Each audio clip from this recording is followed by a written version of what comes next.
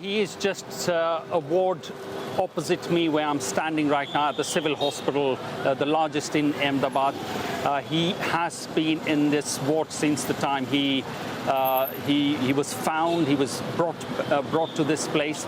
I managed to get into his room, and he nodded when I spoke to him. He seemed to be all conscious. I introduced myself, but then I was quickly ushered away by the police and the hospital staff out of that room. He looks fine. He was almost sitting up on his bed. He had a bit of bruises on both his arms. He was conscious. He sort of nodded when I was speaking to him. He didn't say anything, but he sort of shook his head to say that he was all right. But by that time, I was asked to leave that place. Now, I did meet the doctor who first met him, or who first saw him when he was brought to the trauma ward, Dr. Sharik, and he told me that he's mentally all fit. He's just very, very shaken up. He just had a few scratches on both his arms. He was walking all right. He was limping a bit, but he said there was no internal injury, but they had to do all the checks, and he was then taken into for MRI checkups and various other checkups which the hospital did, and then taken into this ward where he has been admitted to. Now, we don't know how long they're going to keep him, but the doctor did say that he would be there for a bit of time. We don't know how long it will take, but yes, a bit of relief for him and his family out here, but nevertheless, the kind of shock that the nation is going through with the kind of tragedy that we've witnessed over the last few hours out here. We've walked through where the post-mortem department is, and there are families who are wailing and crying. Some people still looking for their loved ones. We did meet a brother, in fact, of one of the victims who's still trying to find his little boy. But there are lots of tragic stories out here tonight.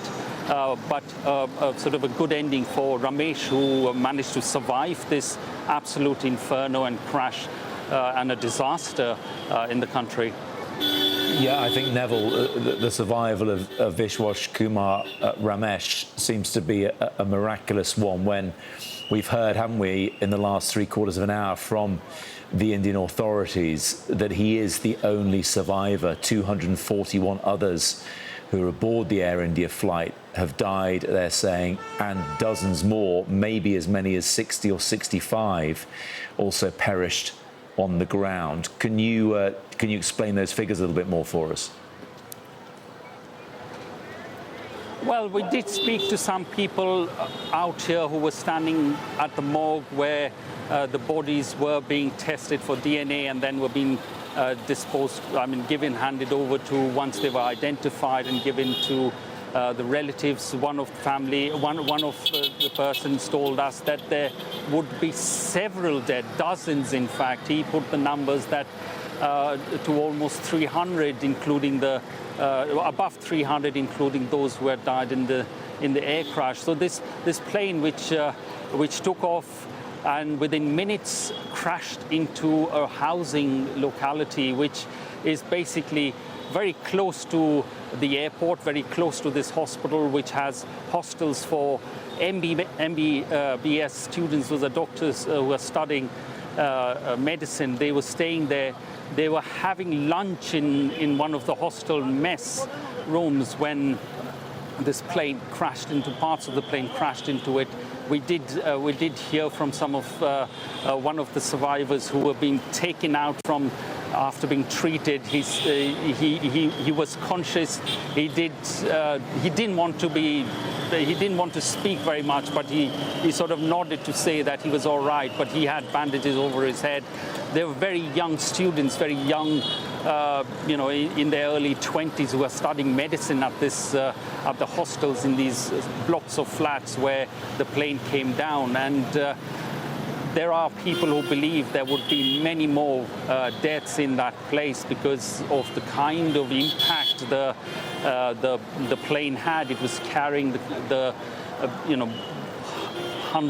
about 80 to 90 tons of aviation fuel, which just ignited the whole place. And also and had damaged the buildings around this this mess and where the quarters of the students were. So there is a lot of speculation here. These death numbers would go quite high. There are a number of them being treated. Some are in critical conditions at the moment at this hospital, and there is everywhere you sort of walk around and you hear wails of family members and very, very worried family and friends looking for loved ones.